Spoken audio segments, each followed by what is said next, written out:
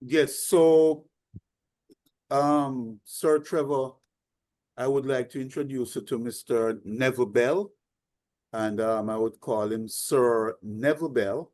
But I will just say we are highlighting and putting the spotlight on the impact of alumni associations where Jamaica is concerned. And especially the past students and supporters of Cornwall College.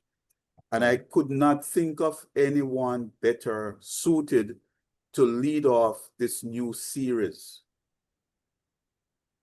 The efforts are not only enabling students to realize their potential, but also nurture well-rounded individuals who will contribute meaningfully to national development by building vibrant school communities. And with that in mind, I have to say a special welcome to Mr. Neville Bell, an esteemed alumnus of Cornwall College and a distinguished son of Montego Bay. Mr. Bell is a man of remarkable vision who has graciously dedicated his time, his energy, and most of all, his expertise to collaborating with fellow alumni and others in the diaspora and at home to lead several initiatives aimed at improving school life at his alma mater and countless other schools in Jamaica. And with that, I will say we are truly honored to have him with us this evening. Welcome, Mr. Neville Bell. Thank you very much for having me, Sir Brown. And Professor SosoBone. Love that name. Love that name. Listen, Yes. let me say welcome to the SosoBone Media Network. Thank you very much for having me, sir. And I will tell you that from Ambassador Audrey Marks to Diane McIntyre Pike to everyone that has been on most of the platforms that we have interviewed on this program, they have fallen in love with SosoBone Media Network. Excellent. Because it represents the little that we are able to do to make a difference. That is true. Miss Diane McIntyre Pike will tell you that she represents the Airbnbs, the cottages, and the small hotels in Jamaica. That she heads up that organization for nearly 30 years, over 30 years. And she said, Trevor, Professor SosoBone, I love the name because when it comes to the all-in-one hotels, they get everything a SosoBone we get. So let me say therefore that the organizations, I'm very familiar with a wide spread of organizations, but above all, I just want to identify what your presence on the platform means. This platform is a platform that is set up to archive what we are doing to make a difference. And that goes from the persons who are on the top of the ladder and to the person who is pushing the ladder. Okay? And so when you talk about education, we know that it is the primary focus in the diaspora. And that is namely through our alumni associations. Yes. And we have them duplicated all over the place. We will have a Calabar in New York. We'll have a Calabar in Atlanta. And you go to Toronto and you find a Calabar, so that the associations is the lifeblood. It is the hope, okay, of our community in Jamaica. And I tell you that, as I say, we on our platform, we cut the fat and we get down to the bone. Because on many occasions, I will blame and point fingers at the government of Jamaica that we have spoilt them. Okay? Because a lot of the things, they don't worry about having to do it. because Calabar alumni will take care of that.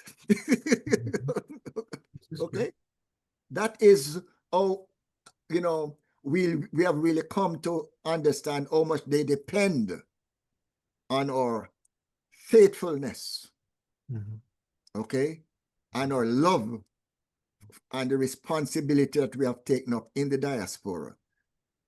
Forget about the remissions. Yeah, we know that's there. And they talk about that every day. So we know they look at that as a pillar. But when it comes to the student associations, can't touch them. So let me say welcome, because this is your archive on the platform. And Dale will tell you, we talk green on this platform because there's no expiration date when the information goes up. So whether it be now or 40 years from now, the history is being documented. So Excellent. Thank you so much, Dale. Thank you, Neville. Thank you very much. Professor, thank you very much. And Sir Neville, before sir. we get to the meat of the matter, even though we only have bones, we would like for you just to give us a brief, of your background and whatever you care to share with us about yourself. All right. Thank you. And of course, thanks for the invitation. Um, the introduction is one that almost had me choked up for a quick second there. You and I have worked on so many things when it comes to Cornwall, especially with track and field, etc. That when you speak in such glowing terms, I don't feel like you're talking about me. You actually are more talking about yourself, but not giving yourself the credit. So I really do appreciate those kind words. A little bit about me. I am a father of two. Both my kids are now adults. One is a CPA in Philadelphia. The other just up and left me and moved to LA. She works for Red Bull, and she actually organizes a lot of the events where they go to different sporting events and do their promotions. I'm hoping that she comes back to the East soon because I haven't seen her in a while. Okay. My son actually turns 28, 29, 28 in less than 6 days. He turns it on Sunday. My daughter turns 30 on November 1. So I have grown kids, empty nest, as they say. I work for a bank. I'm an underwriter for Bank of America, and I've been there for 23 years. It started there right after September 11th. I used to run a packaging plant that I had built from the ground up. We used to do salt that you use for the sidewalks, for the roads, not the one that you use in the kitchen.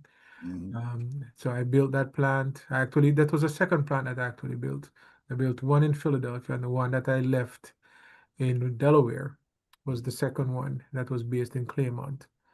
So we used to dry the salt, package it in 10, 25 pounds, 50 pounds, 80-pound bags, and so on, and ship them out everywhere. I used to go to South America, Chile, Dominican Republic, etc., to get salt. So you'd go and watch them blow away the side of a mountain in the Dominican Republic hills, way up in the hills, and you see half the mountains gone because when the island was pushed up out of the sea, it took with it a lot of water that simply got dehydrated over the years and became rock salt up in the hills. So you see boulders of salt the size of a dump truck coming out, and they break it down, break it down, break it down until it becomes small. I have an MBA in finance, and that's part of what has helped me to develop a lot of this. I also have a minor in marketing as well. So that's just me in a nutshell. Obviously, as you mentioned, I'm an alumnus of Cornwall College in Montego Bay, Jamaica.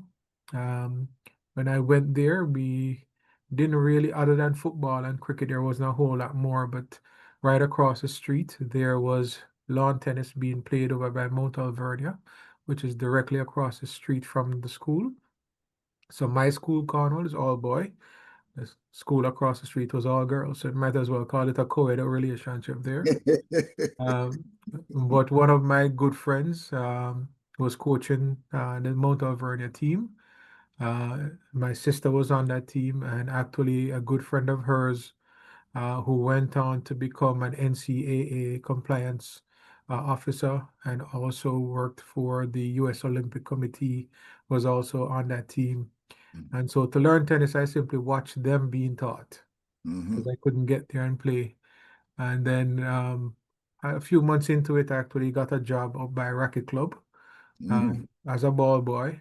And I would just beat the heck out of that wall every single evening when I was in ball boy and I was playing on the wall. And that's how I learned. And coming to the States, tennis scholarship is what put me through school. So yes, that's about me in a nutshell. Um, Recently engaged. So I'm heading back down that path and looking forward to that as well. So Well, you're a very brave man, I must say. yes, And sir. so let me say, welcome, Cornwall, to the Hmm. SosoBone Media Network. And I say this because I had a love affair with Cornwall that never really matured also, Hmm. because I went to school in um, Duansville. I was living in Clarkstown, Okay. that is in Trelawney. Hmm. And I went, Duncan's to church in Duncan's and Falmouth. And when I when I took my scholarship, I was supposed to go to Cornwall because I was in the West.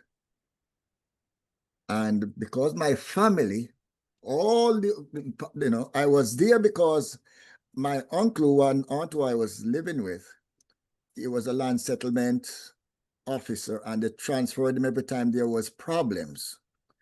And the discussion was, yes, you're supposed to go to Cornwall College, but if he gets transferred again, which actually happened about 7 months afterwards. So I was shipped back east to go to Titchfield. Okay. Okay. Okay. So that is the only reason why I never ended up at Cornwall. Okay. Because I was scheduled to start my high school there. Okay. And I have always sat down and wondered What if? what my life would have been like. Well, you'd probably be a doctor now. If I go to Cornwall versus going to Titchfield. Okay. So welcome, welcome, welcome. Thank you, sir. Okay, thank you, Neville, and thank you, Professor. We will just fast forward or go back in time to 2020, the onset of the COVID pandemic, Yes, sir. and its impact on the educational system, in particular in Jamaica. And how did that stir your imagination and clarify your vision and how you could help Jamaica? Okay. Yes, that was certainly a trying time. When the government of Jamaica and obviously worldwide announced that we're looking at a shutdown, students still had to be taught, and then they announced that they're going to go to online learning, so remote learning at that time. One of the things we realized that Cornwall, even though it had internet service there, didn't have the capacity to broadcast um, lessons, maybe a teacher here or there. But one of the things we found that teachers were even using their hotspot on their phone to deliver lessons at times. So we identified some of the problems. There was a young man that actually had gone down to Cornwall before the pandemic, Adrian Carr, who is now part of our chapter here in the Mid-Atlantic region. And he's the one that actually had volunteered and built out the network at Cornwall. Trevor Tomlinson also did some work as well. But primarily there was internet service throughout the school, but what was needed for teachers to broadcast simply wasn't there. So we started putting together what we knew needed to be acquired in order to get them up and running, so to speak. As it so happens, a friend of mine, actually my namesake, Neville Lee, a friend of mine that we grew up together from prep school days. He worked for a company that was getting rid of some equipment. And he called me and said, "Hey, I have some access points. I have some switches, network switches. Um, you know, do you need them?" And I said, "Yeah, Cornwall need about 50, you know." He said, "No, 450." Oh. So I said, "Well, tell you what, give me a minute." And I spoke to Trevor Tomlinson. I spoke to Michael Williams. Michael Williams, the former president of our association. Trevor was at the time well, still is currently the immediate past president of the New York chapter. But he's also helped us ship a few things down to Cornwall. So I talked to him and I said, "Look, we are getting an excess, or we can get an excess beyond what we need for Cornwall. Why don't we?" And before I could finish the sentence, Trevor said, "You want to find some school that can use it?" I said, "Yes." So we set about and we identified schools that had similar needs in terms of equipment, and we just started putting together a list. At the end of it all, we had over 20 schools on that first go round that got, actually, I think it was 31 actually, 31 schools that end up getting equipment out of it. We got access points. So access point is like you have internet at your home and you need an extender.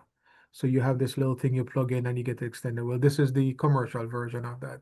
So this Okay. big unit, or if you're ever in a building and you see a little dome in the ceiling, that's basically what that might be. So we got a bunch of that. We got over 600 of that. We got the switches. So the switches is where you walk into a computer room in a building that has 20 computers.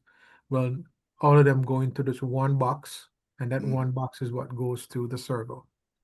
So instead of having, 20 wires running 200 feet each, you have one box that takes care of that and that. So we got a lot of that, and we got them out to schools.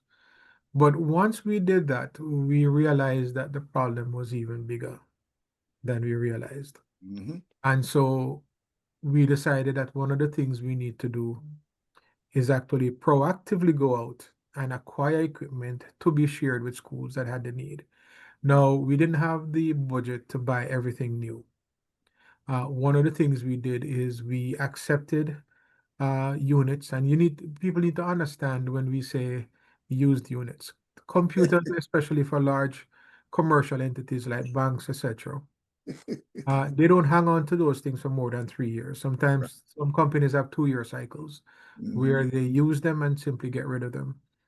They go through their depreciation, they write them out of the books as depleted assets, and then they simply get rid of them. We started setting up so that we could acquire those items and then we refurbish them.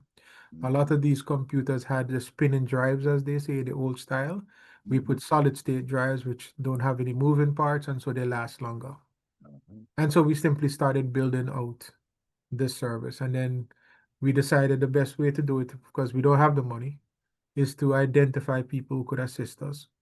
And thankfully, we had reached out to Sandals Foundation, and we had advised Sandals that we're looking for summer money to help get all this equipment to schools in the island. And Sandals graciously agreed. And since then, we've had the partnership. But when they first did it, we asked for $12,000 and they said yes. And as it turns out, that $12,000 took care of a few more containers after that, because we did everything the right way. We went through the National Education Trust and the e-learning, etc., to get things done, and we got them done. So actually, in your introduction, one of the things you talked about was the government and the role they weren't playing that they should be playing. I will give them one commendation out of that, is that they made the process easier to assist. It used to be quite onerous. Oh my I'm not, goodness. yeah, I'm not saying it's simple now. And actually, a few more wrinkles have come back into the mix. But that's not their doing. It's more the US saying you need to do this. But they've made a process to bring items in for schools a lot more simple. Matter of fact, they had to devise a way of handling multiple school requests on a single document, because of what we did. It's something that they've never had an alumni association being willing to do, because most alumni associations take care of their school and their school only. We had gotten to the point where we decided to take care of a lot of other schools. And so we create a master document which had everything in the container. And then we had a sub-document or sub-documents for each school that they're getting their portion of whatever's in the container. Great. And so that's basically what's happened. And since 2020, we have now hit 71 schools across the island, 9 parishes. Um, and I think we've done well, considering that we don't have a budget really to think of. No, We've are the associations, the student associations in the diaspora working with you, or are you working directly with the schools in Jamaica? We work directly with the schools in Jamaica. We do have a few alumni associations here that we partner with. For instance, Malden High School. Malden High School has a gentleman named Baldwin McIntosh. He's the president of the New York chapter. And I can tell you one thing. He's been doing what we do long before we had the idea to do it.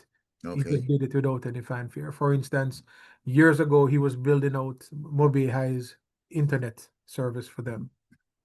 Nobody knew about it, no fanfare behind it. So people like that we've been working with. Montego Bay High School, their ladies are a gem. Anything that we do, by the time we say, hey, we need to, they're there and they help us to get it done.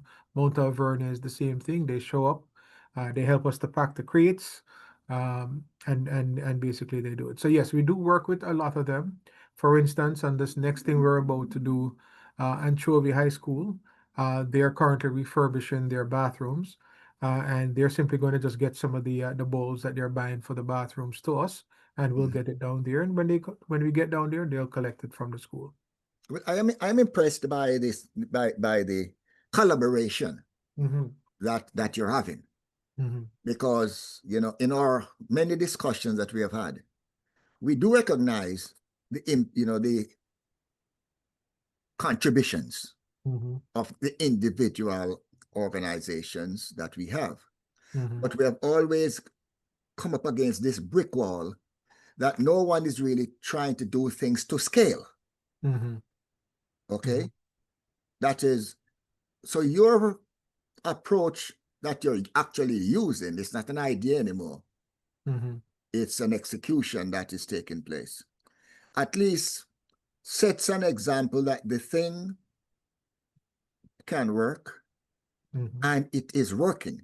Because every town hall meeting that we used to have with any of the ministers that came up here, the first question or problem identified by the individual organizations is the difficulty they had in actually giving something in Jamaica, and how much equipment have actually been condemned in customs. Never got cleared because they require $10,000 to clear it. No, that that was being raised on so many occasions that I'm happy for you to actually endorse the fact that there has been improvement. And I'm going to say it loud and clear that maybe more of the organizations we have up here should be collaborating with you, knowing that there is a one form that you can package everything to fill out and get equipment down there without them have to worry about that as a part of their process. True. In terms of the organizations here, for instance, the new process that is being required by the US government will require that you pre-register, show the proof that you have the funds to have acquired in the first place the goods that you're shipping, proof of purchase, things like that. Now, in a lot of instances, that wouldn't apply to us because a lot of the things that we do aren't necessarily brand spanking new. We're getting donated items, right? But we are buying let's say the new hard drives, memory cards. We're upgrading the RAM from, let's say, 4 gig to a minimum of 8, which the government requires. With regards to people sometimes having things cost too much at the wharf, part of what we encountered in our foray into this venture is that you're not getting the pre-clearance. You're sending it and hoping that when you get there, you get it worked out. Right. Sometimes that is where the problem comes in. Yes, yes, definitely. And actually, if you think you want to send the medical equipment to Jamaica, take them, you can go to the hospital and say, "Boy, I didn't have no bed." Do not ship one down there without getting pre-clearance. You will find yourself sitting and having wasted some money because they have very strict requirements as to what you can bring in. So yes, it can be difficult to donate, but I found that if you listen and pay attention to some of the things that they're telling you need to do ahead of time, that problem can be alleviated. And if you communicate with them, the National Education Trust actually has some pretty good people working there who are quite communicative, and will actually just say, this is what you need to do. This, they won't necessarily coach you through everything, but they'll say, this is what you need to do. No, that's not where the document needs to look. And basically just say, okay, this looks good. That's fine. That's all we need. Now the school needs to accept it. They need to send a letter that says they are willing to accept the item. They don't plan on reselling the item. And once they have certain things in place, then they say, okay, go ahead and start it and send it off. But to send it ahead of time, sometimes that can cause you some money, especially if you get down there, don't have the documents in order, and now you're paying demurrage on Yes. the sitting on the wharf, especially, you know. Well, you know, I am glad you're able to expose on that so clearly, because I have asked a question on many occasions that when we say we have a diaspora minister, the diaspora minister comes to the diaspora and he comes to listen to us. Not to tell us anything, but to listen to us. Because that's what a minister is supposed to do, listen to the needs of the constituents. So in as much as you have been able to point out some of the problems that we have pointed out to them, yes, I would think that one of the things that they might have done is put that on the top of the agenda, that they're going to make sure that they have these briefing sessions when they come for the organizations to listen. We have a process in place, and it is being used by Cornwall College right now, and the headaches, the problem does not exist anymore. And we, as part of my minister's duties to the diaspora, is to make sure that that problem is get wiped off the blackboard everywhere. Okay? Because again, I talk about doing things to scale. Because even as I'm suggesting that the organizations call you, you can't handle all of them. But you know, in some instances, you know, one of the things that we found, which is somewhat disappointing, I'll say this is very disappointing, that some organizations won't call us because they're worried about who gets the credit for having done it. We don't care about that. For instance, and here's the point I make to them that do that. Sandals Foundation has graciously, for the last several years, covered the cost to clear these items in Jamaica. So when it gets there, you don't have to worry about it. You just have to show up and collect it when we do our distribution. And we try to do it on a single day when everybody simply comes. Your items are here, your items are here, your items are here. This school collects, this school collects. And actually, the Jamaica Defense Force and the Jamaica Constabulary Force has actually begun helping us in the distribution process so that we don't have a free-for-all type of situation where everybody gets a list and they go in and they say, okay, this belongs to this school, and they walk it out into your vehicle and help you load it up as part of their community service. So, and you know, we've been working with SSP Samuels, the one that is now in charge of St. James over the last few years, and he's made sure that when we come down, we have the people in place to help us with that. So the process is there. Then is shipping. They walk us through anything that may come up new to make sure that we are also aware of any changes, and we have to give them thanks for that. We stage our items at Millwork Logistics in New Jersey, and they've given us free warehouse space for the last several years. Where even right now, as we speak, today 10 mattresses for our boarding house at Cornwall College arrived. More will come, and they simply accepted it. They put it to the side. They're going to put it on a pallet. They'll wrap it for us. And then when we're ready to ship, we ship it out. And these are mattresses that are covered, so we don't have to worry about dust. But these are things that are happening in real time. And the process is there to make sure that it's actually handled. Well, I have to say that, some of the things that you just mentioned is breaking news. Mm-hmm. Because I'm hearing about them for the first time, which that's not any fault of anyone. Mm-hmm. It's just that the information system that we have, has not been put in place to market the things that we have that are working. True. Okay. Listen, we don't have to market the problems, Everybody know what the problems are that we're having in Jamaica. Mm-hmm. Okay. And here we have a solution. And you don't have to tell me about the fact that they won't call, because there are still some of them who will not call this platform, so we can share even some of the services, projects, or endeavors that they're involved in. Mm-hmm. And unfortunately, or the solution that they themselves identify that could help somebody else. Yes. And then this is the SosoBone Media Network. We cut the fat, we get down to the bone.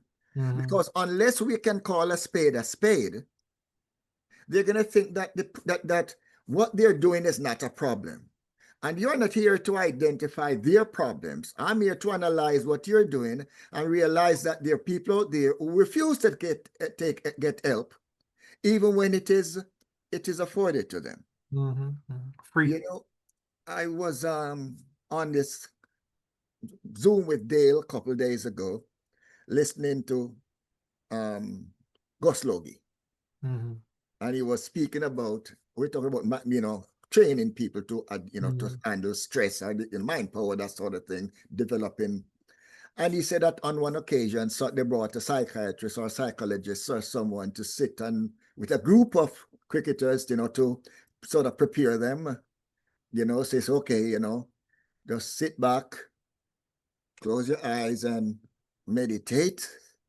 Just, try to get yourself into that space, because that's how you want to prepare yourself when you're going to go out on the field to face an intimidating force, cricketers.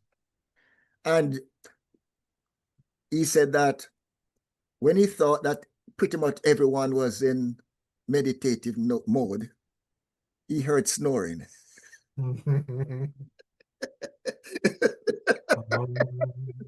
Okay. So even when you offer the help, it's not gonna land on fertile ground. Okay. But the fact is that, like the sower who went forth to sow, this breaking news that you're bringing to the platform, some is gonna fall on good soil, some is gonna fall in the water, some is gonna fall on rocky soil, and some is gonna get eaten by the birds. Okay, and I accept that, that many are called. Many are called. You are chosen. Yes. Dale? Yes, thank you, Professor. You're a man that is always enthusiastic, but I've never seen you so enthused. No, I mean, I'm rejoicing, because absolutely, I have so many different groups I'm involved with. Okay. And I've had so many conversations about what we are hoping to do, what we are praying will happen. Okay. And just yesterday, I was speaking to my friends, and they said, Trevor, you need to come back to Jamaica, come see. I said, no, we have to fix it from the outside. The operation have to take place from the outside. That's what the doctor does. He does not go inside your body to operate. You have to operate from the outside. You have to see the problem, analyze it, address it, and analyze it, and then address it. And my biggest stress was that I saw so many good things out there happening, but I never saw people trying to work together so we could do it to scale. Okay, not for 5, but for 5 million. Okay, not for 5, because there's nothing wrong with doing it. Yes, but having done that, how can we now make sure that we do it to scale? I have had think tanks that we meet, talk about education in different capacity. And as I was speaking today earlier, I said, we have had people who work in the government ministry in Jamaica who sits in on our think tank. And when we speak and we talk about the fact that we are only able to do a band-aid, and we want to do a cure, okay? He said, Trevor, I hear you, but let me explain something to you. We have children in Jamaica who does not go to school because they have no shoes. Tears. We have children in Jamaica who are not going to school because they have no breakfast. Okay? And he was working for the ministry. He's talking from the inside. And we don't know that. Okay? We did not know that. So we thought it was more important to do this and to do this, but no. They can't get to where you want to do something because they can't get to school. Okay? And we need examples like what Cornwall is doing, something that says we are doing this together, not a one organization thing or a one-man thing.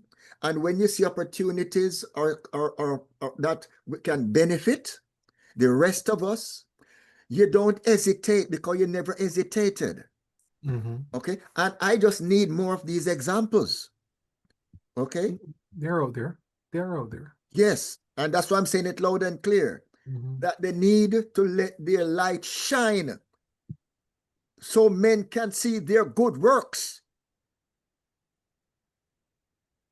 Yes, sir. Okay, so Neville, and for the listeners and viewers, the scope of Neville's vision is so wide, so broad, that he may have just slipped it in. But that number 71, a project or an initiative that started with one school, has now grown to 71 schools being involved. And so we find the appropriately named Share the Wealth. Share the Wealth. That's the name of the project. And Neville, if you, in wrapping up this little section here, if you could tell us how you got to expand and why, and the name Share the Wealth. And you mentioned sandals, but not really in depth. Is there something that got them drawn to you? Because they had to have been impressed by something that you and your collaborators were doing, why they wanted to assist in the manner that they have done. Okay.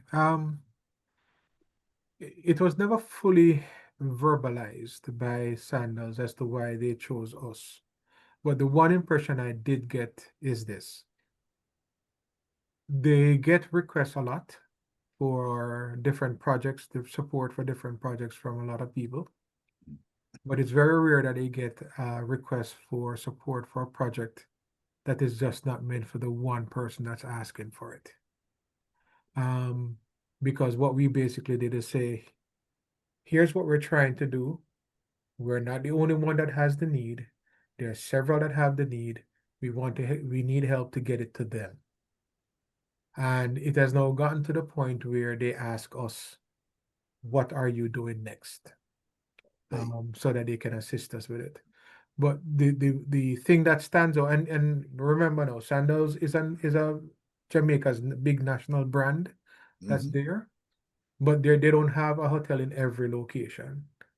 And yet our reach has gone nine parishes. And bear in mind, when I say 71 schools, that's 71 separate schools or 71 different schools. Yes. A lot of the schools within that have gotten more than one hit of things coming to them. The Mount Alvernia, there are sisters across the street, Mobay High, we've gone to them more than once, and so on. So it's 71 independent schools, but it's actually more in terms of what happens how every time we go down. And if you were to take it collectively, you might reach the 100. We don't care about the 100. We're looking at the individual numbers. And so we have to tell the story as to what our impact is, our reach is. So you're talking 71 schools, you're talking about close to 50,000 students Yes. that has received an impact in some way, shape, or form. In some instances, we may take a laptop to a child, or we may give a teacher equipment. One of the things we donated years ago was a laptop, a you call it, electronic microscope, projector, and so on, so the bio teacher could actually transmit the work. So when you think about simple solutions to problems, you can spend 2 years studying it, and then 2 years later you say, okay, I have an idea now. Let me solve it. Well, the 2 years you wasted studying, the problem changed. And so Yes. you'd have to go back and restudy. So you identify the problem, and bear in mind, we don't intend to be, or can we be, the full solution for the government. What we are is a stopgap. So for instance, e-learning, National Education Trust, etc., they have the job to procure for these schools. But what we've done is we've helped them out to make sure they get these schools up and going in the short term, and then they can come behind and actually do it. The very first thing I did was back in 2018. It had nothing to do with the chapter. We weren't fully formed. I was down at Cornwall College for homecoming. And I'm walking down to the field to participate in prize giving, because they had some kids have their sports day there. I think it was a primary school sports day. And I'm heading down, and I walk past a young man, and I said, "Your last name Max?" He said, "Yes, sir." I said, "Yeah, my cousin." And he said, "Me, sir?" I said, "Yes, you're my cousin." And I kept on going. And when I was coming back, he stopped me, and he said, "You're with the old boys?" And I said, "Yes." He said, "Okay. Can I talk to you about something?" I said, "Sure, go ahead." And he told me that the school has a problem. They do AutoCAD. He does AutoCAD. My grandfather was a cabinet maker. He could build anything with his hands. And so is his son and his grandson. So my little cousin said to me, we have about 6 computers in the lab. It's 30 plus students in the lab. So to get through the lesson, what was happening is that they would have the students that are real proficient at operating the program for AutoCAD. They would have them show everybody what to do. Okay, it's a solution, but guess what happened? The student that is proficient gets more practice. The one that is simply showing never got to do it. And so he was back in the same problem he's always been in. So he said, we need some computers. And I said, okay, tell you what, don't tell me the problem. Go to your teacher and tell your teacher to put together a letter. Take it to the principal, have the principal sign it, and get it to me. And I will see what I can do. Okay. He did just that. They did everything the right way. Everything that I asked him to do, he did. And I got the letter, and I tried to get a little bit of support. Didn't get any bite initially. And Michael Williams, he actually goes to a lot of computer stuff, guy. That's one of the businesses he has, which he repairs computers, he buys and sells, etc. And he found a place that had computers that were being sold. And he said, let's go look at them. I ended up personally purchasing some 40 units, paid for it out of my pocket, got it down to the school. It got to them on a Thursday. By the Monday morning, they had the computers up and running, ready for AutoCAD, and they actually used it to take CSEC. Okay. Right? An immediate impact. And I shared the story with the other chapters. So Florida, Atlanta, New York, Canada, and they all sent me money back to reimburse me, because what?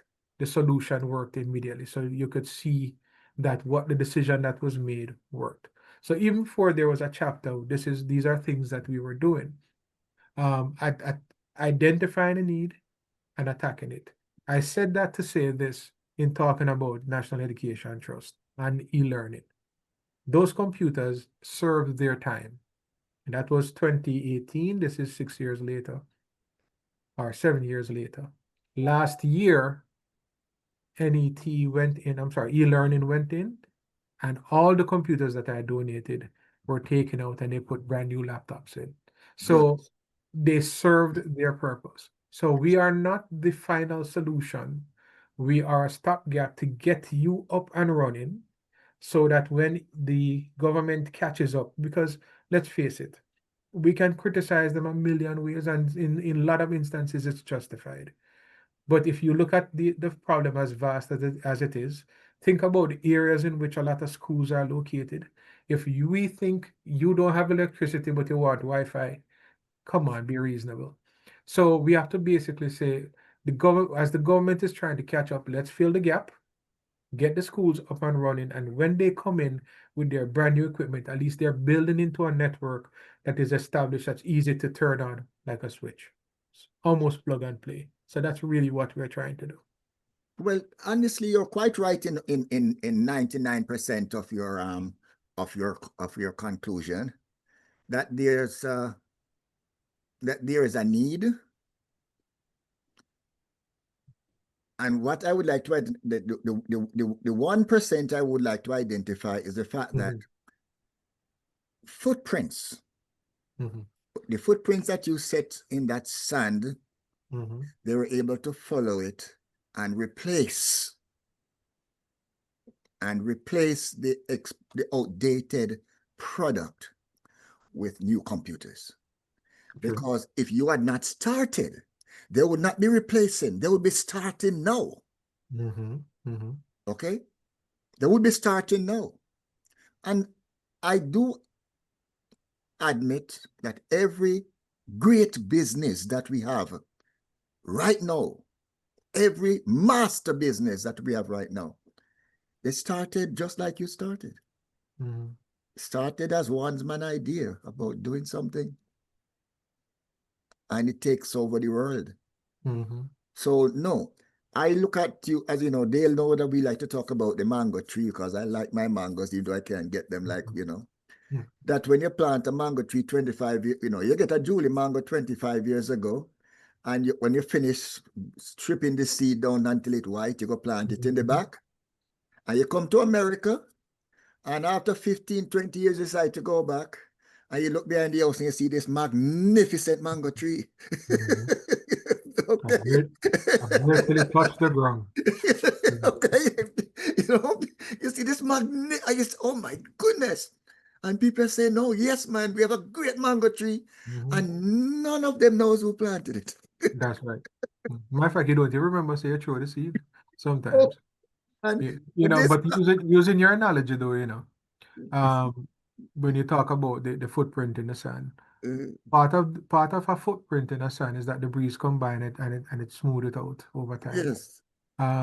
The government coming in and with heavier shoes can make a deeper print, so it will last longer. And that is where what we are doing. For some, I mean, I heard one critic say, "I get it, them son use it for." Okay, tell you what, is it better to have a computer that is used? Because used don't mean that it's not good enough, but used or none at all. You tell me. And if you're not willing to buy them the new, don't criticize the use. Well, I like to break it down so they understand it very well. Is it better to give the child a bull and pear feed lunch or not give them anything at all? Give them at all, right? Because sometimes you don't take, they understand. They're very logical, but they have to put the logic where they can really assimilate it. Okay, because no, we eat banana and bulla many times, and it was the best meal we had at that time. Okay, and we don't have a problem talking about it, because if you don't know where you're coming from, you don't know where you're going. Where you're going. Okay, so anybody who want to take pride, and deny, we have to teach Black history. We have to teach Jamaican history. And this platform is here to make sure that 50 years from now, people will understand where we're coming from, because that is one of the things that was missing in our diaspora. And we keep on losing our people who have contributed magnificently, who we come along and we stand on their shoulders. And they pass and we have no history, no documentation of their existence. And we have to make sure that stops. That is true. Because there are many places where people are trying to erase history because they understand how powerful history is. Even as they will go to Egypt and dig up the pharaohs and dig up the pyramids and discover things that scares them. Okay? History is important that it be archived and memorialized. Okay? And Dale and I, we have had this conversation. He said, that is why you're here today. Because from his point of view, this must be archived. Okay? And I should have said it earlier. You mentioned Sandals. I like to compliment, congratulate, and thank Sandals for setting an example. An example. Because from an analytical point of view, not from a criticizing point of view, I try to analyze because I have to be the edge of the coin, not the head or the tail. I will tell you that I've called out publicly on radio when I was doing radio for years in Georgia and New York and across the board, that when the government is putting their budget together, I have asked, where is the line item that says diaspora? Where is the line item that says, do the things that memorialize the diaspora, do the things to market the diaspora, do the things because when you market one, you bring another 50 to the table. Okay? I have asked them to make people like Usain Bolt available for years so that when your foundation is having an event and you say, who do you want? We're going to send him up. You say, we're going to send Usain Bolt. We're going to send Sherry Han. We're going to send, all the people that you're enjoying in Jamaica, send them over here so that we can also enjoy them. And in the process of doing that, make what we are doing more visible. Okay? Not from a criticism point of view. I just accept the fact that they are not thinking along that line. Okay? And you have brought to their attention what you're doing, that they were not thinking along that line. Okay? It's just to cut the fat and let's get down to the bone. We're only doing things in Jamaica that they are not doing. Okay? It's not self-praise, it's not, no. If we are doing things that they are doing, we are wasting time. That is true. Okay, Dale, I want to take off. Okay, so Neville, we'll switch gears a bit. Okay. And we'll go to the AIR. Okay. Drone Initiative. Could you explain to us how that came about and exactly what it is and what it entails? Okay. All right. You heard me mention SSP Samuels in Montego Bay. So a couple of years ago, Michael and I were down there. We talked about how we have the police and the soldiers helping us to unload the containers and helping us with distribution, making sure that things are getting to the right hands and people aren't coming and taking something without it being checked off the list. And I'll say that with a bit of a roll of eyes so you can get an understanding as to why we needed them to do that. But one of the things so what happened is we had a meeting with both he and the JDF in Montego Bay a few years ago. And when we got there, they were late for an operation. They were coming from an operation and was therefore late for the meeting. And so they came in and they explained that they were actually trying to track a wanted man. And he had gotten away in the bushes. And the comment he made was, man, if we had a drone available, we would have tracked him and find him. But they were in the man's backyard, even though neighborhood, so he got away. And I said, sound like you need drone. He said, well, not just that, we need the people who can fly the drone. Because what had happened in the past is that in the special ops team that actually flies the drones for the Jamaica Constabulary Force are based in Kingston. And you pretty much have to requisition them ahead of time before you go on an operation. Not go on an operation, realize that you need one and they're not available. So I basically I gave myself a to-do at that point. And I don't think they believed it would have happened, but I went back to Sandals and I said, Hello, ma'am. Hello, please. I'm Give me here. 1 second." And I told them what the vision was. So what it was twofold. We wanted to drive an initiative that created more discipline in school. One of the things we wanted to do to create that discipline is drive membership to things like cadets or the police youth club, etc. So we approached the schools and said, we are going to teach them how to fly drones. But we Okay. primarily want them, people who are in these groups. Because imagine now, you may see it this year, you're not in the cadets. You see kids from the cadets getting the opportunity to fly drones. Chances are you're going to be envious of that opportunity and want to join so that next year you can make yourself eligible to do it. That was the idea. In addition to that, we thought about some people who may have the intention to either join the JDF when they leave school or the police. And we wanted to have them go in with a skill that should they go in, they could potentially earn a rank easier because they're going with a marketable skill. And so we set up the program, and similar to the Share the Wealth, we don't look to just do things for Cornwall. We invited other schools to come. We worked with the JCF on the selection. And I won't name the schools, but he indicated schools that have some problem spots.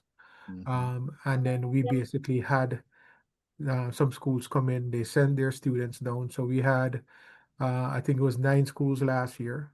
We even had people from UTech. We had 2 professors from UTech who came to learn because we have a train the trainers program. We had people from the fire brigade that came, and Heart Trust came.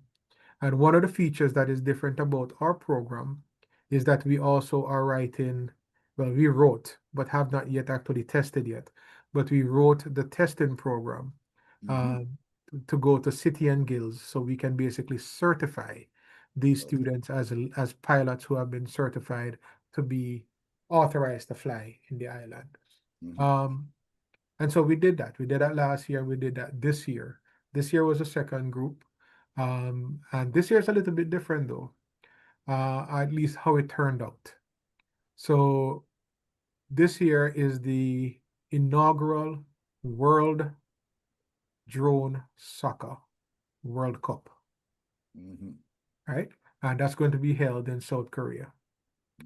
3 students that participated in the program this year, 2 from Malden, 2 young ladies from Malden, and 1 young man, 15 years old, from Cornwall College, qualified for the national team. Okay. Now, our little school just got some good press. It is good that the Malden students got it. It's good that the Cornwall student got it. Well, what it really does is say, it's good that this program is able to produce this type of a student. The young man actually was no stranger to drones. He actually had a small toy that he played, but he didn't quite understand the science of flight. We don't just teach you how to operate a drone. We teach you the science behind flight. We base a lot of our training on the USA Part 107 FAA program that teaches you everything like you're learning to be a commercial pilot or a Cessna pilot. That's a lot of that is basically what you have to learn anyway. And so we were proud to see that. Actually, on Thursday, that young man will leave with the national drone team to South Korea, and he will fly the drone there and hopefully to come back with a medal, at least some recognition. We're new to this. We're not expecting to go in and be world beaters, but we are going in optimistic, and I know we'll do so. Dervan McKillop is a young man. He's been doing drone in schools through his company for years. He has a UAV service. He's from Jamaica, but he has a UAV service that's based in the Cayman Islands. But every time he comes to Jamaica, he finds 1 or 2 schools and he goes and he shows them and he lets them play with a drone or 2 in a classroom and shows them how to operate drones. He's the one that's put that program together. And actually he lectures on our drone program during the summer. When he comes in, 1 whole day is his, and he dedicates it to teaching them some ins and outs of flying a drone in terms of the science of the flight. And so it's something that we're extremely proud of and very thankful again for Sandals Foundation for stepping up and helping us to deliver it. Are you streaming any of the lectures that he does? No, we are not streaming, but it is recorded. Okay, well, that was my next question. Mm-hmm. Because if you do submit that recording to me, then I can put them up on the SosoFat YouTube channel that we have. Now, Okay. we launched this channel the 24th of September will be 1 year. Since that it's the balancing arm on the SosoBone Media Network. We have the audio, video, podcast, radio platform, which was from 2021. But the SosoFat television channel was launched. Now, after we developed one arm, there's a one hand can't clap, we decided to go with the video. And in 12 months,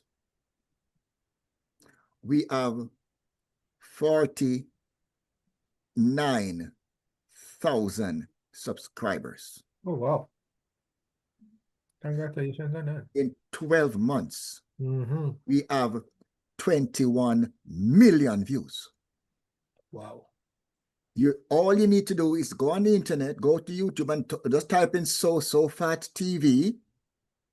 And when it comes up, just click on more and YouTube have it there. They change the numbers every day. It's a rolling clock. Every day it changes. 12 months. 49,000 people who put in their name and their email addresses. Excellent. And in 12 months, 21 million views. Excellent. Wow. Okay. So the platform, what I'm trying to say is we have the platform to showcase what we have and what we do, because there's a lot of money out there waiting for you. Not just the sandals, but they don't know about the great work you're doing. That's true. Appreciate that. Okay? It's a marketing. They don't know. So when you might send them a proposal and they try to do a Zoom, do a search, and they start scratching their head because, things don't turn up that satisfies. As Sandal says, they get a lot of requests. But most of them were individual. They were the Band-Aid on the way to the hospital. And they're interested in funding the emergency ward, not the ambulance that is doing the Band-Aid to the hospital, because they realize that every day that situation does not change. Okay, I am very familiar with that platform, coming out of that corporate platform myself. Okay, so I know what they're looking for, and they're looking for transparency. The more transparent you are, is the more credible you are. Thieves don't let anybody see them. That's why you need a drone. That's true. That's true. I'm actually working right now to try to get a drone just for Montego Bay's police. Okay. No, man, you have to think about what the challenges are for them, and they have a lot of officers who are now trained. Matter of fact, the officer that conducts our training, and so just so you know, it's a JCF. Last year, let me tell you, this commissioner that we have, you criticize that I don't do the politics thing. Criticize whatever you want. Is as forward thinking when it comes to utilizing technology in crime fighting. And last year, when he heard the idea of teaching drones, he actually assigned his special operations team to actually conduct the training for us. And we actually had them for a total of 8 weeks last year. 2 days a week, but 8 weeks in total, where we basically had the kids in there, adults in there, and we taught them how to fly the drones. These officers from the special ops team actually are the ones that conduct the training, or previously for the fire brigade, the JDF, RADA, and NAP, and all these other agencies, all of them, the land agency, etc., they teach them how to fly the drones. So we basically have Jamaica's teacher teaching the kids in Montego Bay each year now. And that's something that's a big boon for us. And it's quite a coup for us in terms of being able to gather that person and gain the credibility of the lesson and how it's being delivered. You know, you're in LinkedIn, among other things. And you know that, you know who is on LinkedIn. You know that everybody is on LinkedIn. And I'm on LinkedIn. I have 21,000 connections on LinkedIn. Okay. Okay. So you're going to see this on LinkedIn. Okay. Okay. I'm just telling you all the process work on this. But Yes, you're going sir. to see this on LinkedIn. Okay. You might see shorts, you might see long, you might see, but because there are people out there who, after they make the money, they don't know what to do with it. This is true. Yeah, look at Bill Gates and Bloomberg and all these guys. You know, they're trying to find some place to dump the money where after they're gone, it might represent them. And they're looking for products like this, that they're looking for people who have that creative mind to solve a problem when they see it. When they hear about it, they take the responsibility of addressing it. Okay. And, you know, there are not many of us out there. There are not many. I'm sorry to say that, but that's just how it is. There are not many. Okay. And we have to make sure that people understand that there is some. Because sometimes, because people are not doing things, they think that there's nobody. Okay. And so it's important, Dale, as we have said over and over, that we find the diamonds that we have, and we, you know, and we polish them and we shine them and we put them in the showroom. Yes, sir. Okay. Neville, just you know, thanks for that explanation about the drones, but just wanted to emphasize a little bit more about the impact on the STEM subjects. Yes. Just in case people think it's just some kids out there playing a video game. You know, Right. could you just expound on that a little? Right. So if you think about it, your teacher, first of all, the way the classes work is that we don't just take up a drone. You literally have to disassemble a drone, right? So now you're talking about the computer repair. You're talking about understanding how the mechanics of it is. You're understanding the programming of a drone. All these things come together as one. Then you're talking about the science of flight. So now you're talking aviation. You're talking all these different factors that come into being. You're talking about engineering, electrical engineering, because it gives you a little bit of that. You have to understand how your battery load works. So, for instance, if you are flying a drone, you need to be able to calculate how long you'll be able to fly if you're taking a load with you. Okay, so you know how far you can go, you know what your capacity is. All of these things may seem simple when you simply hear about it. You say, okay, all right, so the plane, if you do this and you do that. Well, extrapolate that to a Cessna. And you know if you have X amount of fuel, how far you can go. And if you increase the load, how does that change it? So Yes. it's the scale thing that you're talking about when we talked about the earlier problems. If you can scale things up or you understand the science behind it, how to understand how these things work. You know, for instance, your car, you get X amount of miles per gallon. But you also know that if you load it down and put a trailer behind it, guess what? You're not Good getting use. those miles per gallon.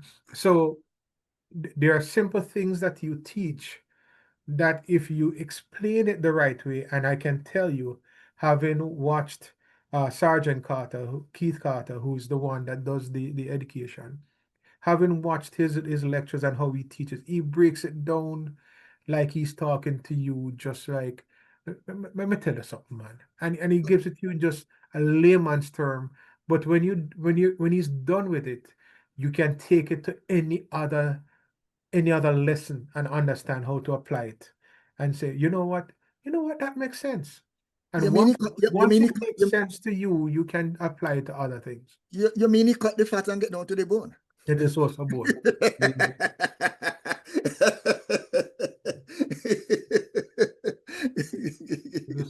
But yes, it's, I don't think people really appreciate what this means in terms of STEM, because there are so many different areas that it covers in just this one little model, just one little plane that fits within the size of my computer, right?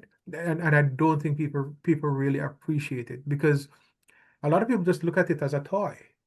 You know what I mean? Dervin McKillop, the person that I said that has the UAV service called Drift in the Cayman Islands. You know what he does with his drone? Um, he actually goes and inspects power lines and so on. So instead of sending someone up to climb, Yes. they go up and they actually inspect, and they can zoom in on a crack, and engineers look at it. They do the same thing with bridges and so on. They fly it under the bridges, they take a look at that. Guess what? That's a job that's coming up. Land surveyors use it now. Yes. Farmers are using it now. You use it even to plot the fertilization of your crops, where you can literally just load it up. You have the endpoints that it needs to go, and it takes off on its own. It fertilizes, it lands, and it's done.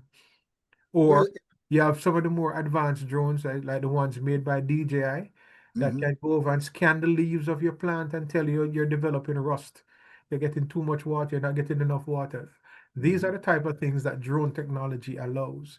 And if you are forward thinking enough, and in some instances have the wherewithal or the financial resources to invest in something like this, it can simplify your life and give you so much data that you become more efficient at what you do and produce more with less waste and less cost over time. But you have to have the initial investment of it. And that's something that if we can teach these kids how to do it, one of the things that I envision one day being able to do, if I can acquire one of these agriculture drones that can do the fertilization of crops, part of what my students in the program would be required to do as part of their practical is to fly the drone over some farmer's land for him by plotting it out. I want to see them do it and apply the actual thing that they've learned. And we're not going to charge. You're getting your practical lesson out of it. We're helping the farm out, and they basically get some service out of it. But it gives them that practical knowledge. And now, guess what? I don't want to teach a thief how to be a better thief, but I want to teach a child how to not have to think that he needs to steal to live by well, giving him skills that are marketable. by the same token, the presence and the knowledge that drones are patrolling or could be patrolling, it will dissuade people from doing certain things. Like when it's like when you put an alarm system on your home and they put a sign on the lawn that says protected by A, B, C, or ACD. People choose to go to other houses. There you go. Okay, so just the knowledge that the department, the police department, now as drones in the air, people will be looking up more than looking down. And that's true. I mean, have you driven in Montego Bay? Let's say about 3 o'clock on a Saturday or Friday afternoon. Can't go anywhere. So part of what they want to do is utilize the drones to help them do traffic control. Because if you can do it from a bird's eye view, you have a better idea as to how to solve it. Yes. Let me tell you, man, the utilization of the technology in not just addressing crime, but also addressing traffic controls and other issues that police are charged with dealing with is something that I am glad the commissioner has adopted. I know the SSP in Westmoreland is adopting the same type of mindset. And in Montego Bay, they are not playing around. They're training their officers. They're getting people together and getting ready. That's why I want to help them get one. And, Yes, and, but and I don't like failure, so I'll find a way to do it. But well, you see, it's something we don't. you are finding a way right now. This is exactly what you're doing right now, because you're casting your net out into the ocean. This is what is happening right now. You see this, you're throwing the net out there. Now, when you pull it in, you don't know what's going to come in, but you have one responsibility. Cast the net. Well, that's true. That is true. Cast the net. That is true. And I'm going to say this also, that our young generation, they are gamers. Okay? And Jones is about gaming. But let me just say something to that. Some of the worst operators we have are the ones that come in with the mindset of a gamer. Well, you see, The best operators we have are some of the young ladies who don't game. Why? Because they come in with this more dexterous and gentle hands. yes, Gamers tend to flick and do all those type of things. But well, that is, and I do expect that is what you're experiencing now. But simultaneously, if you go outside there and you want to start a soccer team, you look out on the field and you see all these guys running around, not wanting to pass the ball. That's true. That's true. But at the same time, you say we have a lot of raw material out there. That is true. That is true. And you have to take this raw material, take it into your factory. And rub it down. Yeah, I mean, to that point, you are correct. Because one of the things that you will find with the gamers is that they understand the up, the down, the left, the right, and what those controls do. What you have to basically deprogram them from is the way they handle the controls. Yes. And then, of course, you have to teach them the science of it. So on a cold or wet day, it's not the same as flying in hot sun. Right. All these things change. Barometric pressure creates an impact. All these things that you probably never thought of for 1 second are things that we teach in our program. But as competitive as this is going to be, as competitive as this is going to be, when they understand that there is a career out there in flying drones, you're going to get your cream of the crop, okay? Oh, yeah. Oh, yeah. That's true. That is certainly true. And we're seeing a few rise to the top. Yeah, you're gonna get your cream of the crop. One young man who, he still have a couple more years in high school, but he's on his way to South Korea in a couple of days. So all right. You're gonna get your cream of the crop. Yes. As I was saying to Dale this morning, I don't mind the diversity, because the diversity is data. His job is to filter the data. Yes, that's true. Put the checkpoints. In order to qualify, you have to be this. And when they look, they're gonna critique themselves and realize why they, what they need to do to make the team, what they need to do to get to the Olympics, what they need to do to go to champs, what they need to do to get to pen relays, what they need to do to make the soccer team. They're gonna weed in themselves out and to climb in the ladder. Many are called. Remember that. We are chosen. Okay. You actually gave me a decent segue, because really the way this whole chapter began, of the Mid-Atlantic chapter, and I get the feeling Dale was probably going to mention it at some point. But the way this whole chapter began was with the pen relays, Okay. So years ago, I think it was about 2010, 2011, the team was coming, they started resuming coming to pen relays. And someone said to me, boy, them wait a long time for the van, because there's so many schools taking the van, it's hard for them. And he said, man, we have to see if somebody can help them out. And when they were coming prior to that, the New York chapter used to help. They used to rent a van. I'm sorry. They used to rent a van and drive the boys around. So the next year they came, I took that role. I rented a van, started driving the boys around, and I used to tell the story this way: from the moment them stuff off the plane to the moment they go back on the plane, they're in my care, no public transportation, so on and so on, and I know they're safe. Sorry. And I did that for a few years. And then one year, the second year, someone said, and by the way, each year I would do something different. I think by the third year, I printed a decal and I put it on the side of the van. So see, All right. Cornwall College's courtesy shuttle. Okay. And I used to make sure that I drive up in front of all the students waiting for the van to take 10 different schools back to the hotel and make Sure. sure they see Cornwall College pull up. And the Cornwall boys just walk past them and walk into the van and step. Use the Jamaican term, no, man. Show off. The ash off, you know? So and that's how that started. And the second year that I did it, someone said they heard that I was paying for this out of pocket. And I said, yeah, man. And I said, no big deal. And I took off a week from work too.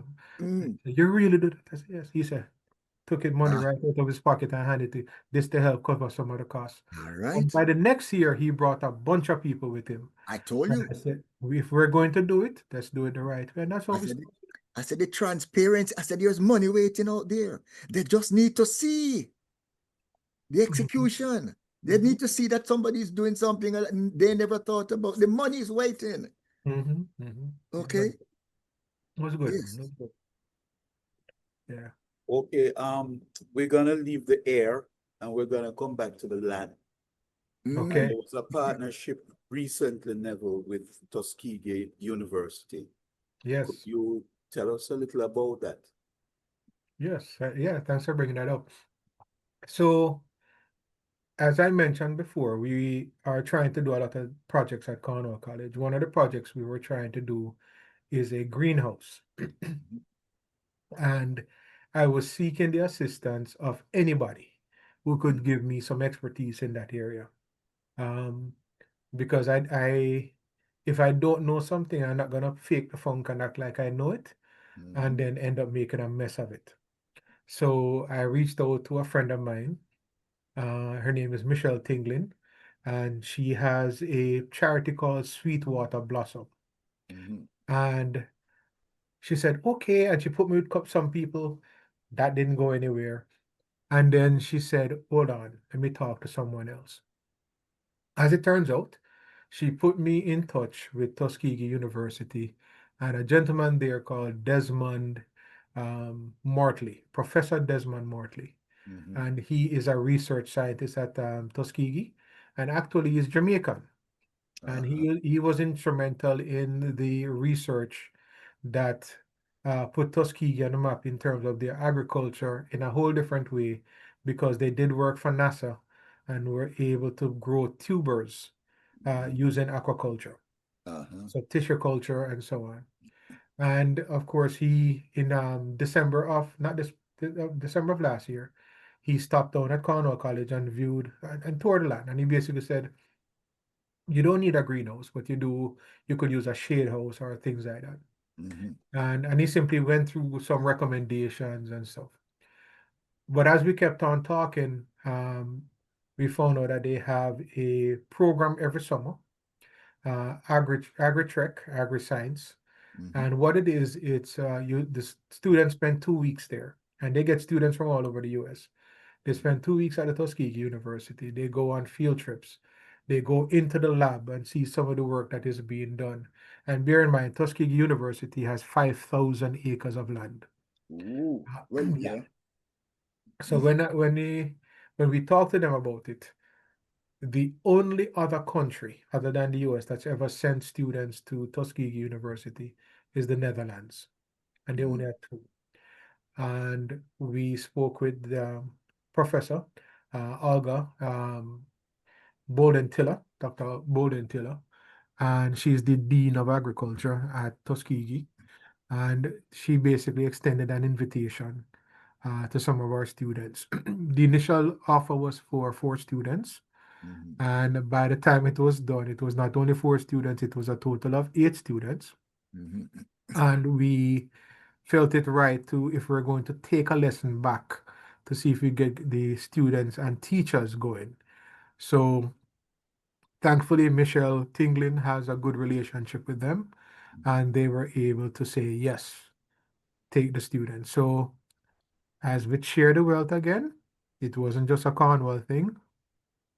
We initially made the offer to Mount Alvernia, but Mount Alvernia didn't really have an agriculture program. They have students who are in 4-H. And so what we did instead was we ended up with Malden High School and also Nakalva and Glengoff High School. Now, bear in mind, both Malden and Nakalva is where Cornwall College students go to do their SBAs in agriculture. So the opportunity was natural for those schools to be involved in it. And so we partnered with them. We got them to Tuskegee. I flew down from Philadelphia to meet them, drove the van, drove one van, someone else drove another vehicle. We took them to Alabama, checked them in, hung around the next day, said hi and bye, and that was Baldwin McIntosh and I that did that. The same one I mentioned from Malden High. Both of us flew down, checked them in, got them going. They were there for 2 weeks. I went back down when they were leaving for the closing ceremony and so on. And here is where some investments in these type of things work out for the good. There's a young man that participated. His name is Javon Wilson. And Javon, when he first went, I said, boy, Javon, you look like you're going to cause trouble, you know. And he said, no, sir, no, me. I said, yes, Javon, boy, I like you'll cause trouble. And Javon said, no, sir, if I was like that, my teacher would not have chosen me. And you know what? He proved me so wrong. He did so well that at the end of it, the professors there said they would love for him to come back. Right? Now, when they arrived, one of the things, actually, even before they arrived, they were told they were going to have to write an essay. The essay competition is sponsored by the World Food Prize Foundation. Javon wrote an essay that ended up being one of the top essays submitted in the world, just the US, in the world. And he received an invitation from Tuskegee, from the World Foundation through Tuskegee, to go to Iowa next month for the final judging of the essay he wrote. And when I talked about, the essay that he wrote it on food waste, and he chose Kenya. And I said, why did you choose Kenya? Young man, again, thinking outside the box, he said, I knew everybody else would do something right around them. I wanted to do something that would stand out. And so we gave him credit for that. So in just this one little venture, this young man now puts himself in line for a stipend, potentially scholarships, and so on. And these are things that when you put the effort into working to get these kids an opportunity and they seize it the way he did, it makes it so easy to do the next project because you feel so good about the last one. And that is why we try to do these type of things. Just like with the young man going to South Korea. It seems so simple then, but look at what it means now. So Javon, proud of that young man like you would not believe. Well, it is said that during the flood, after 40 days and 40 nights of rain, when Noah wanted to find out if the rain had stopped, he sent forth a dove. What did the dove do? Come back with a leaf in its mouth. Land is ahead. Okay.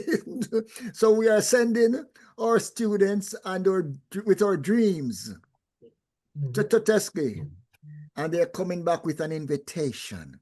They're not coming back empty-handed. Earned invitation. The flood has stopped. The rain has stopped. They're coming back to tell you that we have turned the corner. We are not dreaming anymore. We are achieving. That's right. Okay. Right. And this type of messaging, it might seem like a very small thing, but as you said, when you get 4, you end up with 8. The Bible said that the man with the talents, he got 5 talents, and when he came back, he had 10. The other one got 10. When he came back, he had 20. There was one who got 1 who came back and complained that everybody else get 5 and 10. Me only get 1, so me not do nothing with it. Serious thing. Earlier you made an analogy, and then you talked about feeding and students going to school hungry. Coming out of that program where the teachers who were at Tuskegee as well, Mr. Johnson, the teacher from Glengoff High School, he went back and put together a program to do a breakfast program at Glengoff. What he's looking for now is the funding to get it off the ground. But he and I have been talking about ways to do it. He produces an excess of eggs, and I told him, I said, well, you sell those, but you can buy some of the other things that you don't produce in order to make the program work. So these things seem so simple. Um, but when people get an opportunity and they latch onto it and they take the opportunity to think outside of themselves and take on the next challenge, it is something that is a beautiful thing to see. And the program from Tuskegee, it hasn't finished bearing fruit. We're still working on other things. And I know the next thing that they might bring up, because we're talking agriculture, is that we're about to build at Cornwall College an aquaponics plant. So we're Okay. going to we're actually going to do two things in one in order to make this work. Cornwall has a small pond that's near the entrance. Okay. That is a man-made pond that was built by students years ago. Mm-hmm. We're going to build a second pond.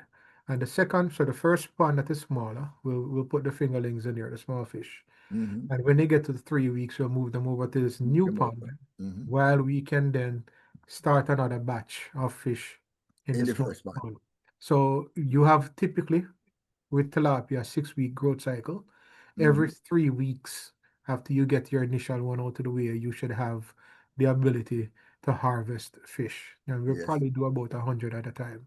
Mm. But in addition to that, the water that is in the ponds will be used and pumped Agriculture. to the aquaculture project or to the hydroponics. So Yes. we're gonna do A-frames for our hydroponics. And then Uh-huh. we'll also have aeroponic towers, so the vertical ones. We're Good. gonna do a couple of those as well. And the idea behind it is we're just gonna see how much we can produce. We're either going to sell lettuce or things like that to the staff, or take it into the cafeteria to be used in food production for lunch or breakfast or whatever it may be for the students there. Cut down on some of our costs and actually recoup some by selling that back and using it to buy seeds or whatever may be needed to have that plant work and have that project keep on self-funding. Well, I know you have a boarding school, so the kids don't go home every day. No, we don't have a boarding school anymore. What we do have though are, like right now we're in the Costa Cup season. So football is going on. So the students stay in Oh, camp, and when they're there, they can be fed. And it's also part of the reason that, remember, I talked about those mattresses that I'm sending down. yes, yes, That is yes. part of the reason for that. We let's just say we recognize there's some deficiencies in sleep comfort. Yes. Well, you don't have a problem therefore by doing the vertical farming, or because that's something that I have a keen interest in, because I do a lot of gardening myself. Right. And I say this because as long as the kids are going home, the parents just have to send in their order. Kid, take it home. That's true. That is Okay. true. It's as That is simple as that. If That's the parents tell you put their order in. And when the kids are coming home, they're taking their order back, they're taking the bags home to their parents with their vegetables. So it's a win-win situation. It is a win-win. And I don't think people realize how simple things can turn into something bigger and something more meaningful than the easily dismissed idea. And that's really what we're working on. That's really, really what we want to see. But you see, I like to say that, that we say we don't see the forest Mm-hmm. because of the trees. Mm-hmm. Okay. And the diaspora is rich Mm-hmm. because of this of what they have been exposed to, That is true. you That is know. true. And I have, as I say, I have conversations about doing things to scale in Jamaica, because we are always talking about do it to scale. Mm-hmm. You say, Trevor, you need to come back. No, if I have to come back, that means we're not doing it to scale. Mm-hmm. That is We true. do it, we have to do it to scale. We are established. One of my tech age like to say brick by brick. Yes, brick by brick. Mm-hmm. As long as you have a solid foundation, you can build a skyscraper. That is true.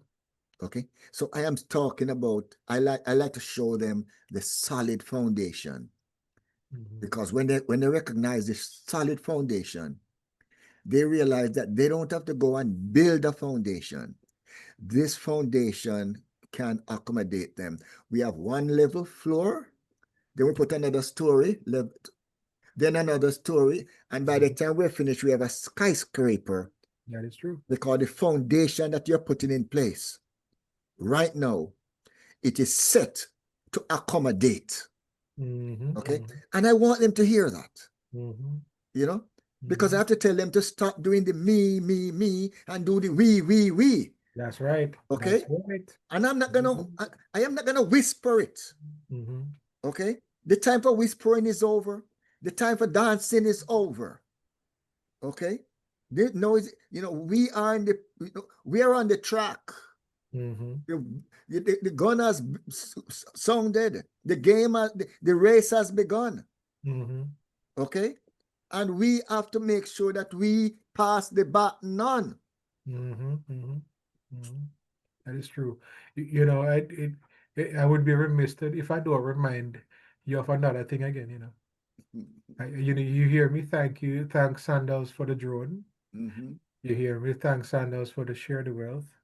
I didn't even tell you, I need to remind you that I have to thank Sandals again for the agriculture. Because they are also covering that for us as well in terms of the build out. And I also actually on Thursday of this week, I set up today a visit with the teachers from Cornwall, the agriculture teacher, the industrial science teacher, the principal, and the chairman to visit Half Moon's farm to table operation. They actually have a aquaponics plant over there, and they have a huge garden. And they have things over there I didn't even know existed, like purple callaloo.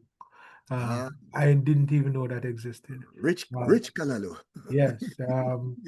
You know, they have that. They have the chocolate Scotch bonnet peppers that I've been trying to grow. And out of the 40 seed, I have one plant going. Don't And I talk get about to that see because one on it. I thought I had Scotch bonnet and they turned out to be these long bell peppers.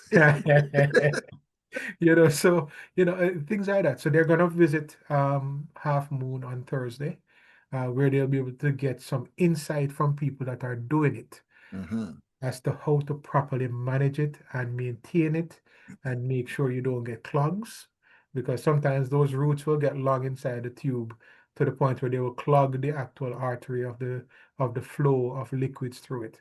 So, you know, they'll learn. They'll learn. Yes, sir.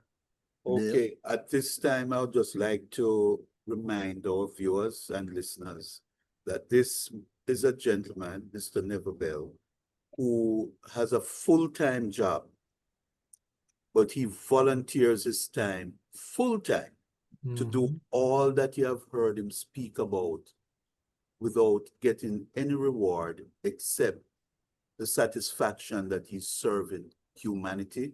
He's helping to nurture our youngsters, specifically the students at our high schools, and you see how broad his reaches, how far he reaches.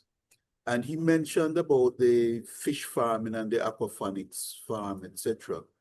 But he perhaps didn't remember or waiting for me to bring it up. The what would you say now? The involvement of Malden with their with their farming initiative and getting Sandals to help.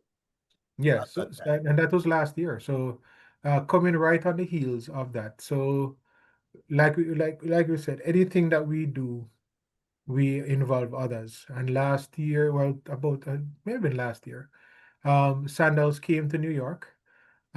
We entertained them at the New York Life Business Building, and Malden made a pitch to them for a project they wanted to pursue, which was indeed that same fish farm. And Sandals, without hesitation, said yes. And they funded it. They built the fish farm.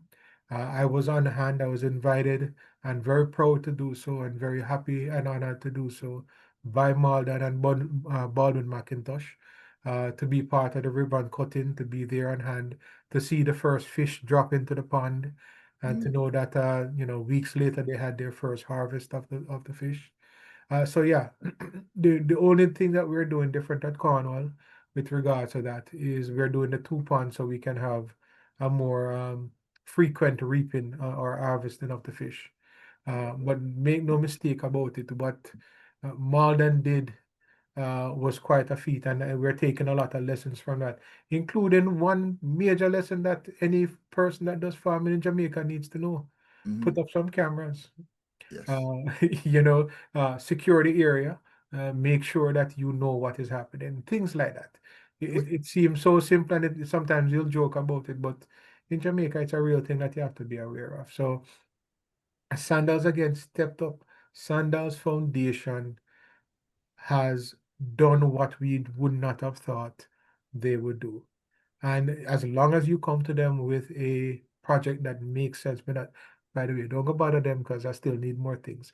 But as long as you come to them with an idea that makes sense, that's fleshed out, that's spec to the point where it's credible, and you have your credibility in your back pocket to show to them as well as ID, they will listen to you. And if the idea is fleshed out well enough, they will support, and they will walk you through what you need. Um, and they will talk to you about it. I mean, one of the good things about the fact that we have multiple relationships or multiple projects that we're doing is that if we need to ship things, we already have that shipping relationship, and we're already planning to ship anyway. And so we're going to move things down. So yeah, man, it is a remarkable thing that we're dealing with in terms of how this thing has morphed and actually grown to cover so many different things in such a short span. And yet it's not just Cornwall that benefits. In every juncture, it's other schools that have come in. And let me tell you, the Malden people are just as credible as anybody else when it comes to getting a project done within budget and on time. Well, this isn't Shark Tank, but I think that the message has been sent loud and clear. Mhm. And yes, Sandals already bought it. And there's room for other investors.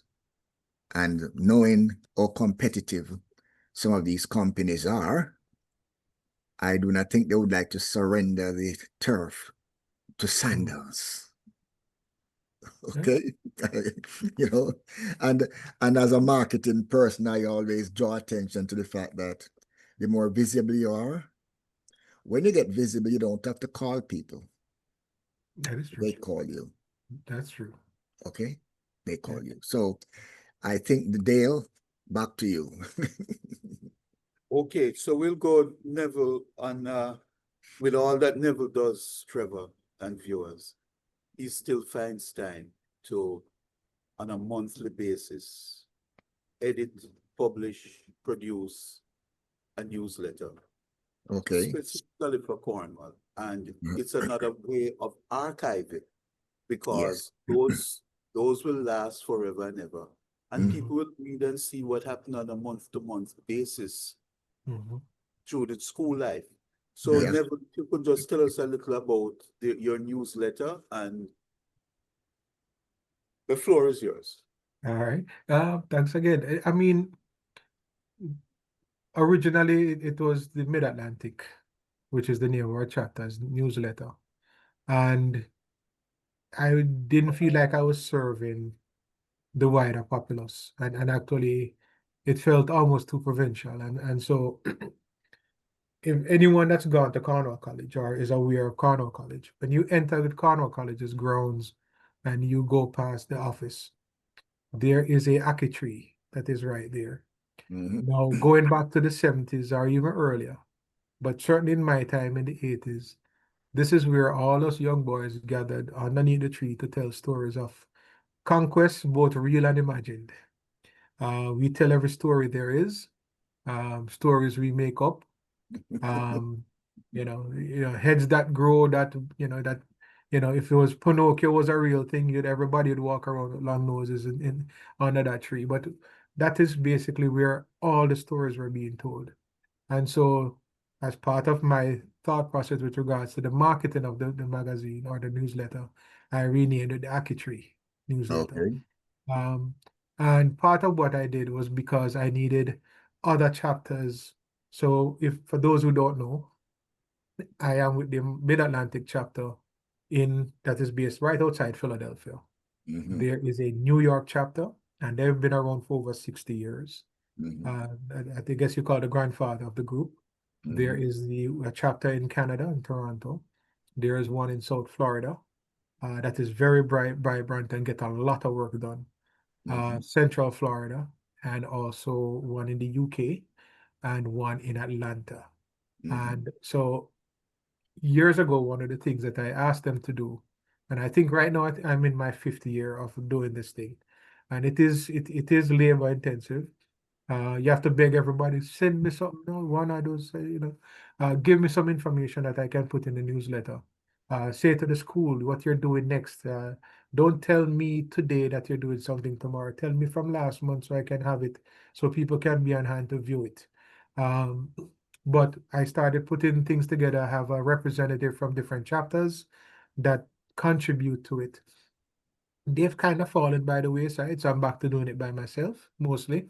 Dale is very, very consistent, puts together the sports articles and he archives things, and he has a steel trap of a brain where Mhm. he can document not just who did what, but he can tell you in what time, and he can correct the memories of those who have inflated their accomplishments over the years in real time, um, and which is impressive. Mhm. It's easy to remember who won a race, but he can tell you who came in third and what the time they did in a lot of instances going way back. I can't Mhm. even remember breakfast. Mhm. But he does that. And so it takes pleasure for me to put this together. For instance, the project that we're talking about is in the projects that either we just did, which is with Tuskegee and the young man going to Iowa next month. Mhm. That's in there. The young man going to South Korea, that's in there. Yeah. The aquaponics project, that's in there. What Dale put together this month was a comprehensive plan, or actually a history of some athletes that's left our school. We have a young man named Zachary Cox, who is now at Boston University, the first Jamaican to be given a full ride scholarship in track at Boston University. Mhm. Um, still a student at Cornwall College. Um, so both athletically and academically, he was great, and now he represents the school beyond. Um, that is in there. Our track coach, Mr. Mitchell, produced a strategic plan that he provided to us, and that is in there. So he tells all these stories, and we basically allow it to Mhm. go and basically tell a bigger picture of what we're doing. And so, yes, it's a lot of work. It is time consuming, but it is good to see people know what is happening and get them ready for the school and get them ready for the different initiatives that are out there. And that's how we kind of throw that net. So,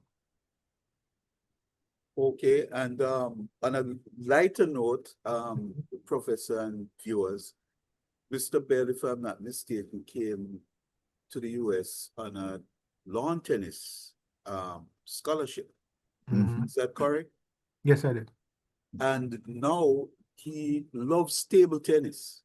Uh-huh. Yes. Back in the 60s and that 60s into the mid 70s, Jamaica, we have the all schools tournament, the Kellogg Cup for table tennis in high schools, and Cornwall, for the most part, won the rural championship. The Mhm. problem is when we went and played to Kingston College and those other schools, we would lose to them.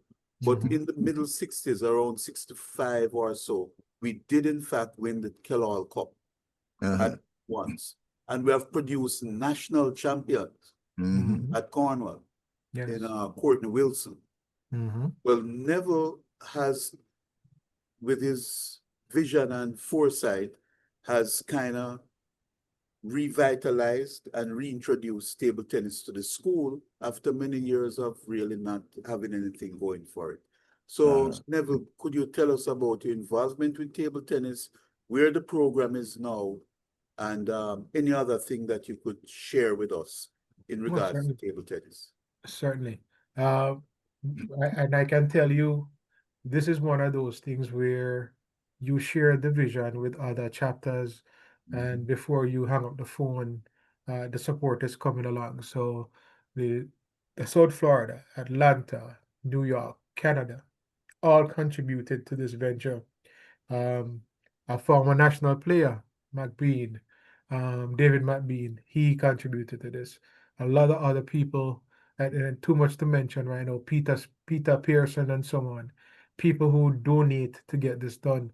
So what was happening at Cornwall is that we had a table that was sitting in the storeroom, bent leg because they had, chairs had leaned up against it. It was never really in use, at least not for quite a while. Termites had gotten a hold of a corner of it and kind of eaten it down a little bit, eat it down a little bit. And so it wasn't as sturdy as it used to be. And so we came together and we jointly funded the purchase of 4 25 millimeter tournament grade tables from Judah and have them now at Cornwall College. There is a full program that's ongoing. Last year we had a tournament at homecoming for the old boys. This year we will have it, that's next month. We will have a tournament again for the old boys, and then we're going to have an intramural tournament for upper school, lower school, and I'm working on some other things potentially. And if they work out, it will be quite a boon to boost the program. Uh, Joseph Dibbs, who is a former national champion, has offered to sponsor a tournament for professional players to be played at Cornwall College, and has even indicated that he would himself would play just to help us attract more players and let people know what's available. So yes, it started out with just getting these boys at least a table to play on. Now we have four, something that a lot of schools can't say. And these are type of tables that you can actually host a tournament on that would be a legitimate tournament because it meets the national and international standards of what is required for tournament play. So Neville, with those four tables, from a national perspective, and with Mr. Dibbs, Joseph Dibbs, reputation and everything, did you get any feedback from the Jamaica Table Tennis Association? The Jamaica Table Tennis Association actually even referred a coach to us to give our boys some assistance. And they love the idea. One of the things that they actually would suggest that we do is form an actual club based at the school. It can be, it has to be run by adults, of course, but the students themselves can oversee it on a day-to-day basis. And actually, right now, the six formers are managing the process there like professional managers of a sports club. So yes, the feedback we got was really that it is good to see table tennis back in the West. And they want to see it rebuild, expand into Trelawney, get some players from there to start coming over, because we're not that far, and start actually having some events there. The auditorium at Cornwall College, when you're growing up, you think it was so big. Now you go back and look, it's really not big at all.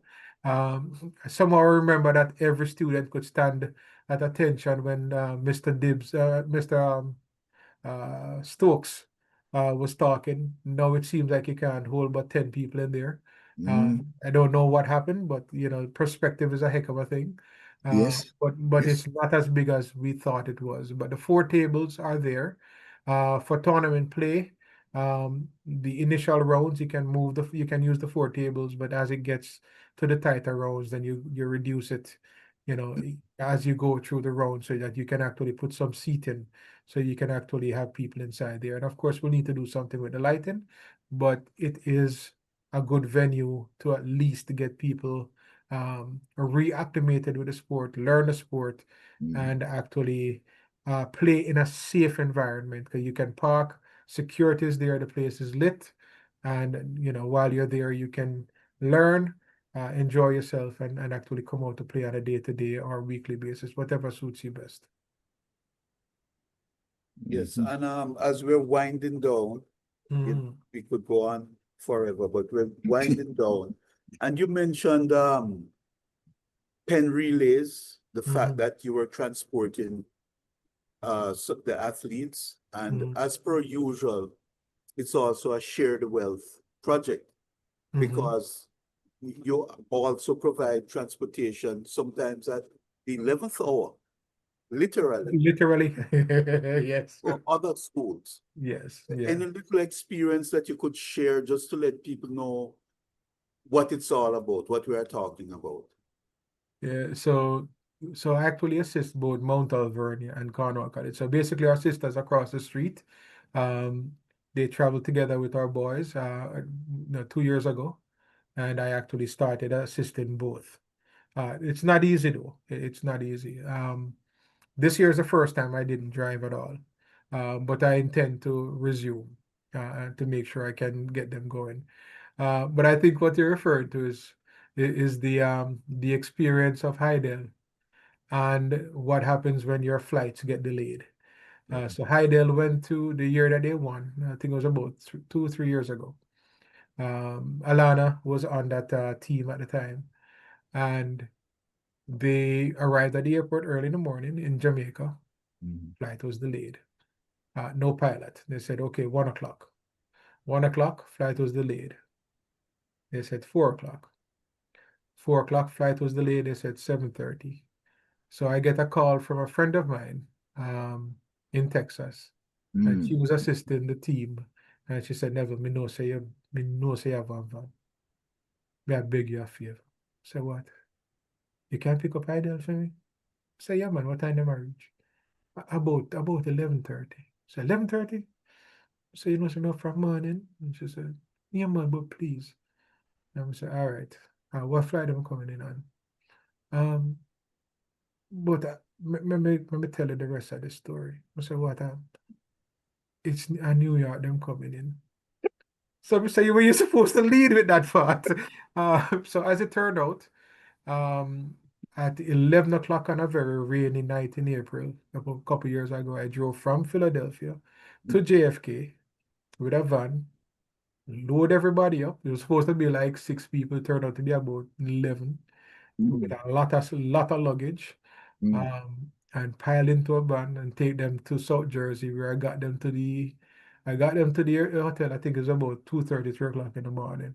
Mm. But the only thing I remember taking out of that is you always know who the star on a team is, because I remember looking over my shoulder and seeing everybody kind of squinch up against them one another, and Alana Reed had a whole row to herself.